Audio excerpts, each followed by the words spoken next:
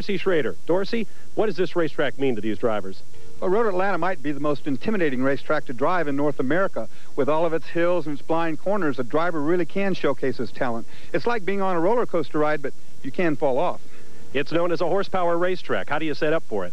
Well, you want to go down the straightaway fast. For these wing cars, you take the wing out. You don't want downforce. You want to get down that straightaway quick, stand the tires up, take the camber out, and hold on. Well, nobody got down the straightaway and through the turns quicker than our pole sitter for today's race from Taimisaari, Finland, Tony Leivo. Let's find out how he did it. How I did it? Well, I just went as fast as I could, and I love this track very much. It's a very fast and very nice track with a very fast corners, and I always like Atlanta. I've been here once before, and it's one of my favorites. Starting next to Leivo on the front row will be this man, Robert Amran, overall leader in the Xerox SAAB Pro Series for 1992. Therefore, he gets to wear these day-glow front wings, symbolizing his leadership in the General Rent-A-Car $100,000 career enhancement bonus chase. Here are the points coming in. Amran leading Alex Padilla from Sacramento, California, and a tie between Riccardo Dona of Italy and Rick Pollock of California. As the cars take to the track to warm tires and engines, Dorsey, your impressions of Road Atlanta. Well, Road Atlanta is a very fast racetrack with the Barber SAAB cars averaging over 106 miles per hour. A lot of elevation change here and a lot of blind corners. The big question, 5,000-foot back straightaway, who's got the speed? Depending on setup, these Barber SAAB cars with turbocharged engines could touch 150 miles an hour on the backstretch. ESPN coverage of the Pep Boys Challenge, Round 3 of the Xerox SAAB Pro Series, is brought to you by Xerox Antifreeze Coolant. The temperature never drops below Xerox. By SAAB, we don't make compromises, we make SAABs. And by Budweiser, the king of beers. With that clean, crisp, cold taste, nothing beats a Bud.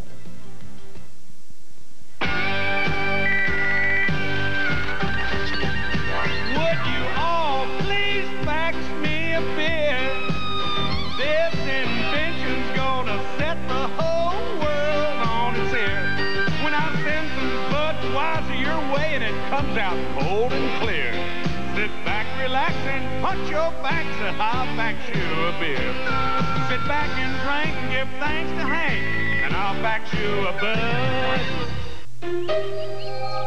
SAAB convertibles hail from Sweden, whose northernmost reaches lie within the Arctic Circle, which is why SAABs are rugged, sure-footed on all surfaces, and provide a large weatherproof sanctuary with a driver's side airbag and anti-lock brakes,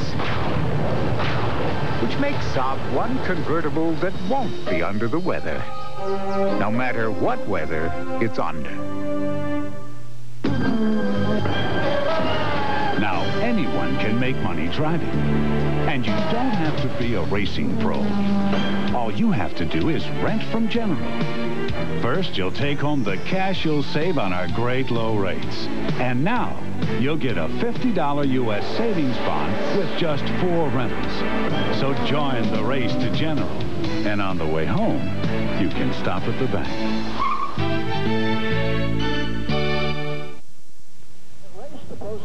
Back at Road Atlanta for Round 3 of the Xerox SAAB Pro Series for 1992. Here's a look at our starting lineup.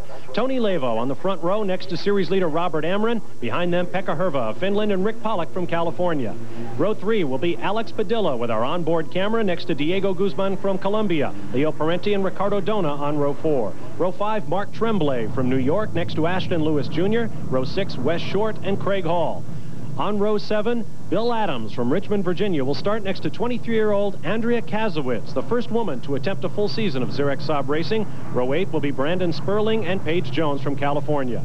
Row 9, Adrian Crawford from England next to Mexican Jesus Silva. Behind them on row 10, Steve Kelton from Florida and Colorado's Buzz Calkins.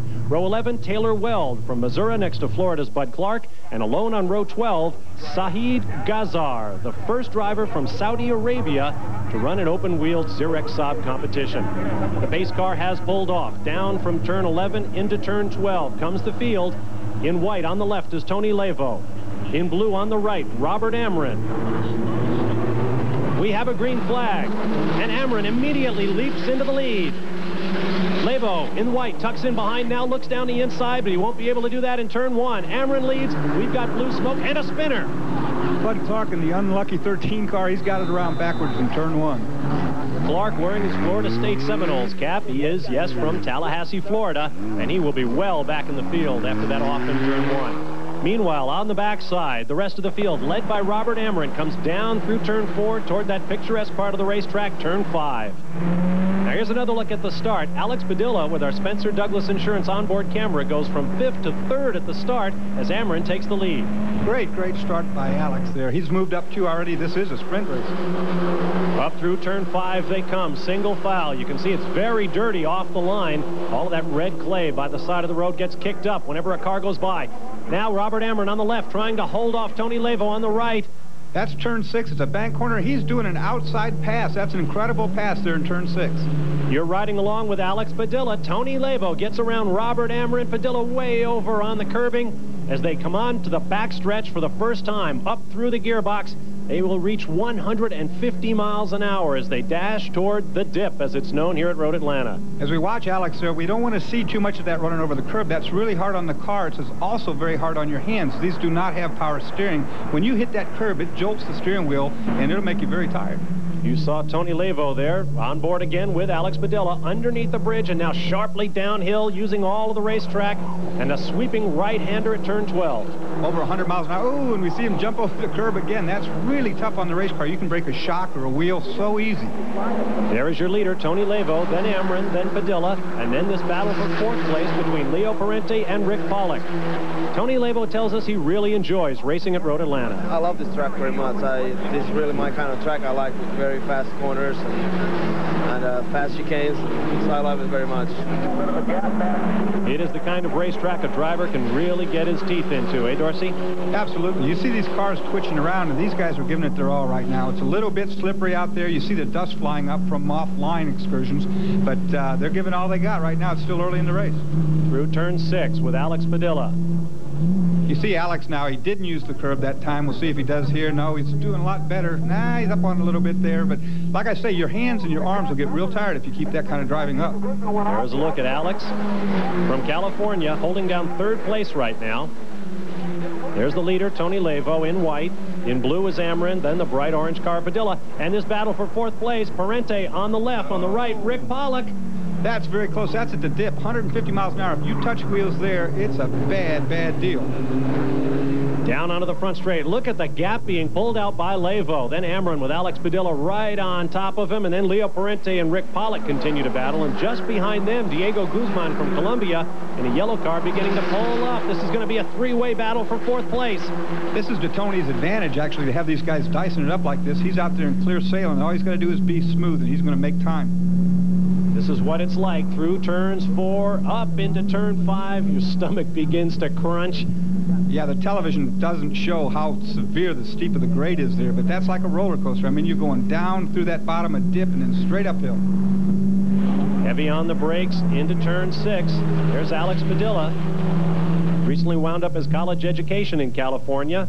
With the help of our Spencer Douglas Insurance camera. Ooh, I think he bumped the curb that time through. Yeah, he's using it up. That's turn 7. It's the slowest corner on the track, but also the most important. It leads onto this 5,000-foot back straightaway. Robert Amron runs in 2nd place, but the orange car of Alex Padilla is right there behind him, drawing up close. Look at the lead for Tony Lavo. Yeah, Tony's driving really smooth. The car's not twitching around like the others. You see, like it's on a rail. He's really doing a good job. The guys behind are gracing each other, and that's slowing them up just a little bit. Amron has to be worried about Padilla just behind him. All of these cars powered by identical 225 horsepower turbocharged SAAB engines, the same engines used in the 900 and 9000 series street SAABs. The drivers are not allowed to mess with such things as turbocharger boost, spark ignition, things of that nature. They can only change wing settings, shock absorbers and springs, and the tire pressures in order to customize the car to each individual driver's style. Here's the 4th place battle, Parente, Pollock, and Guzman. Yeah, these guys are working each other over pretty hard right back here, too. All of them wanting to get in that lead and try and catch up. If they keep messing with each other, they're going to lose that front train who's pulling away steadily. There's a look at Leo Parente from Redondo Beach, California, a man who makes his living as an ad manager for the Toyota Motor Company, but he likes to spend his weekends racing. Tight battle now, diving sharply downhill. Guzman puts a wheel off. Oh, and that's a terrible place to put a wheel off. If you get off there, it's a bad deal. I can tell you that from personal experience. Nose to tail, battling for 4th place. Meanwhile, look at the lead Tony Levo has pulled out. Yeah, and very smooth. You watch that car, it's not slipping and sliding. Look at the braking back here on these other cars. You see him moving around, and that's giving him an advantage. Your leader is Levo over Amron and Padilla. We'll be right back to Road Atlanta. Hi, I'm Ron Zier, president of HRS of Atlanta. I've helped thousands of men and women solve their hair loss problems. John's solution was our new gradual step-by-step procedure. Now I want to be out there, out seeing clients.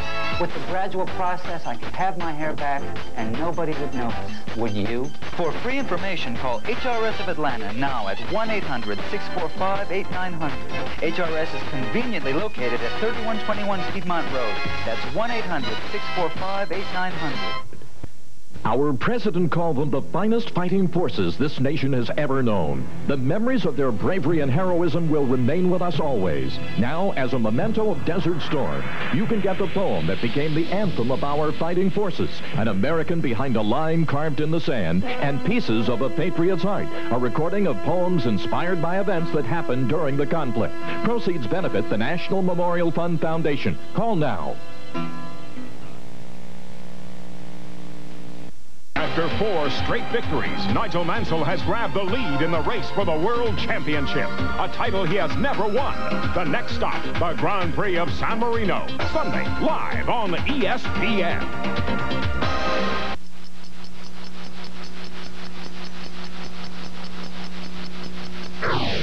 The Indy 500 time trials, Saturday and Sunday live on ESPN.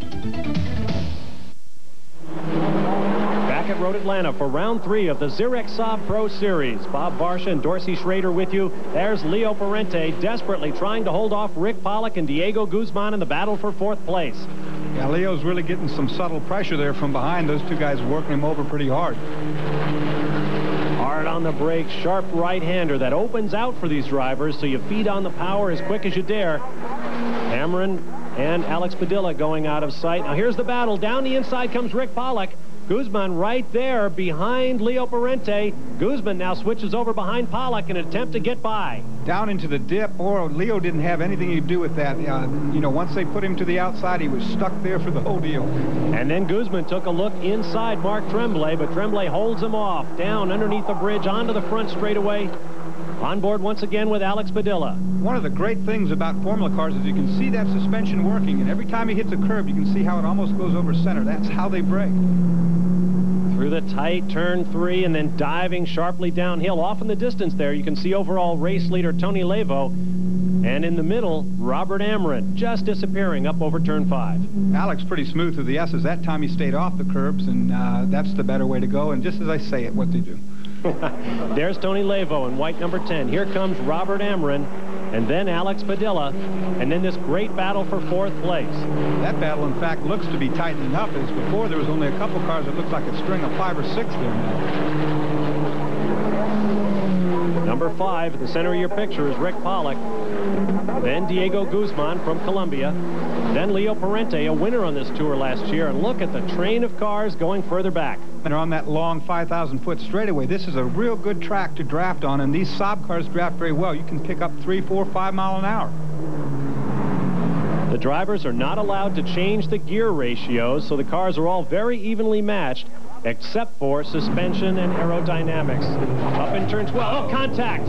That's Brandon Sperling, who's just run up over the top of Steve Kelton. Now, if I was Brandon, I'd be not coming into the pits. No, he's going to continue. I'd have to wonder, did I hurt the car? Wow, with open-wheeled cars like this, you get rubber-on-rubber contact in the wheels, and you can find yourself on your head in a hurry. Brandon Sperling from Yorba Linda, California, has given up a lot of places. Very lucky man. Here's a replay of it. As you see, Brandon on the outside, nowhere to go. He gets inside. The other car's in the dirt, up over the top. He's lucky he didn't get upside down. I've seen so many cars get upside down doing just that maneuver. The other car was Steve Kelton out of North Miami Beach, Florida, who seemed to be pretty much unaffected by it. He maintains his place, but Brandon Sperling well back. Oh, someone else getting sideways here. This is Steve Kelton once again. I may have been premature when I said there was nothing wrong with his car. And there is Paige Jones, son of IndyCar legend Parnelli.